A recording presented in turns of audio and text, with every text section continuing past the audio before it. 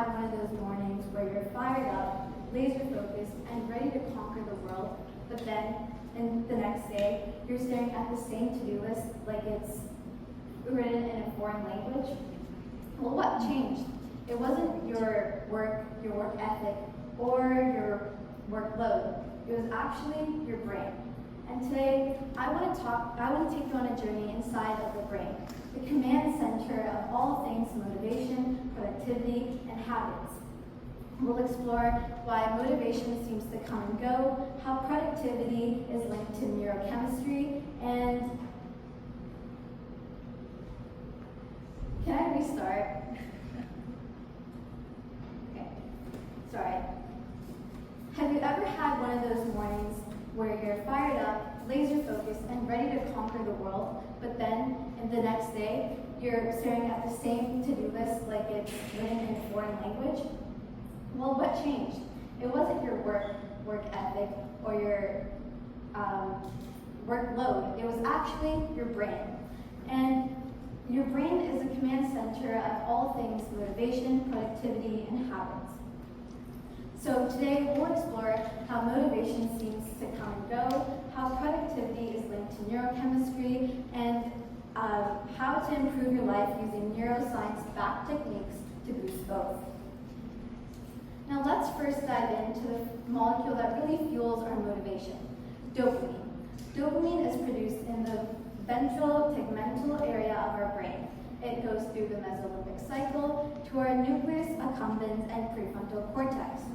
Now this pathway is part of a larger reward system that encourages us to chase our goals, whether that's hitting a deadline, checking off a to-do list, or solving any problem.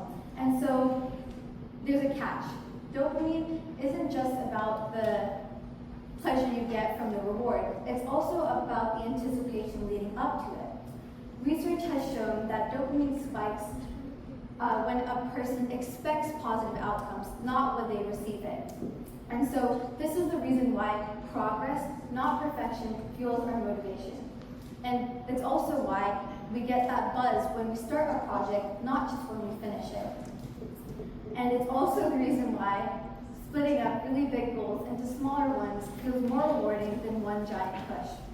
And so this anticipatory effect has been aligned with other neuroscience findings because this reward expectation activates the ventral striatum, and learning tasks that stimulate this part of the region of the brain boosts motivation.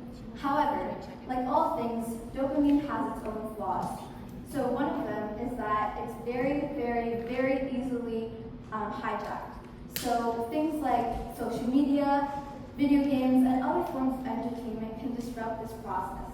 Every like, ding, and ping gives you an instant hit of dopamine. And over time, our brain might start preferring these low effort highs over long-term meaningful goals. And this is our brain's response to the reprogrammed reward landscape that we're exposed to in our societies nowadays. So why does checking off a to-do list feel so satisfactory? And why does just writing the title of an essay make me feel productive? Well, it's because these small wins give you microbursts of dopamine. Neuroscience shows that small and achievable milestones obtained over a period of time can give you a lot of lighting into the reward pathway. And this increases your engagement and makes your brain more alert because it knows something good is happening. And so this is the reason why if you want to hack motivation, you need to break everything down. Take that one intimidating project and break it down into 5 mini goals and let your brain celebrate each breadcrumb of it. Now, dopamine isn't just a solo performance that makes up motivation. It's actually an orchestra of multiple neurotransmitters with their own separate goals. So first we have serotonin. Serotonin regulates mood, and it's provided and boosted through gratitude, sunshine, and exercise. It provides emotional stability for your brain to endure long-term focus. Next, we have oxytocin. Oxytocin enhances social connection. So in team settings or in mentoring relationships, oxytocin builds trust. And that trust strengthens collaborative motivation. And next, endorphins reduces pain and increases pleasure. And so it's usually released during things like physical activity because that's when you're really pushing yourself. It helps you power through discomfort and burnout. And so using fMRI, we see that intrinsically motivated tasks activate the AIC. And the AIC helps you feel in control of your action, and that's a really critical aspect of sustained motivation. And so this is the reason why environments that support autonomy and curiosity thrive and outperform systems with rigid, reward-driven tactics. Now let's turn all of this science into systems using techniques that we can use. Personally, I incorporated these into my life and saw a significant difference in the way I perceive my goals and the work I do. So firstly, the 5-minute rule. This technique entails that you whatever you have to do, whether it's a responsibility to fulfill or a project that you have to start, just sit on your desk and do it for 5 minutes. Usually this time period is enough for your brain to cross that inertia barrier, and it gives you a hit of dopamine that gets your momentum going. And over time, this is enough for you to continue doing that task until completion. Next, we have chunking. So as I said before, breaking really large tasks into smaller ones because each win, no matter how small, gives you a burst of dopamine, which reinforces effort.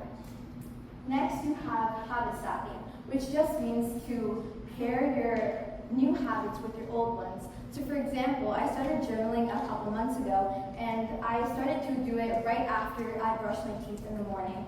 And this really helped me because over time, the synaptic connection between these two habits strengthened, and I was able to do it like automatically. Next, reward yourself. You need to celebrate your progress because studies show that positive feedback activates the striatum, and so even a short break, walk, or snack is able to reinforce that good behavior. And lastly, visualization. In my opinion, it's the most impactful. So mentally rehearsing success in your head actually activates the exact same neural circuits as the real thing. So your brain can't tell between manifestation and real life. So that's the reason why manifestation in your thoughts, and if you have a vision for what you want, you can turn that dream into a reality. So by now you should know that motivation is emotional, that habits are neural infrastructure. So our brain is wired for efficiency. The prefrontal cortex, the part of the brain responsible for decision making, can get overwhelmed by too many choices, and that results in a phenomenon called decision fatigue. And that's where habits come in and help you. Habits are stored in the basal ganglia, and that's the region of the brain that automates repeated behavior.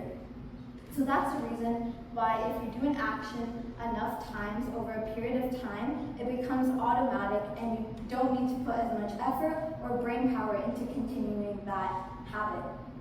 And so students with a growth mindset who believe their abilities can be improved through effort and time show increased activity in the anterior cingulate cortex and the dorsolateral prefrontal cortex, which are both linked to error monitoring and adaptive behavior.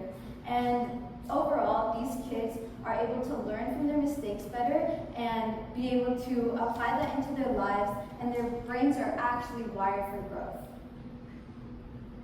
Now let's decode what actually motivates you. So extrinsic motivation is motivation that comes from external values like money and fame and grades, while intrinsic motivation comes from within, internal value like growth and curiosity. So studies have shown that extrinsic motivation activates the posterior parietal cortex, while the intrinsic motivation activates the AIC and the ventral striatum, which are both linked to emotional resonance and reward processing. Now, this is important to know because intrinsic motivation is actually a lot more sustainable than extrinsic.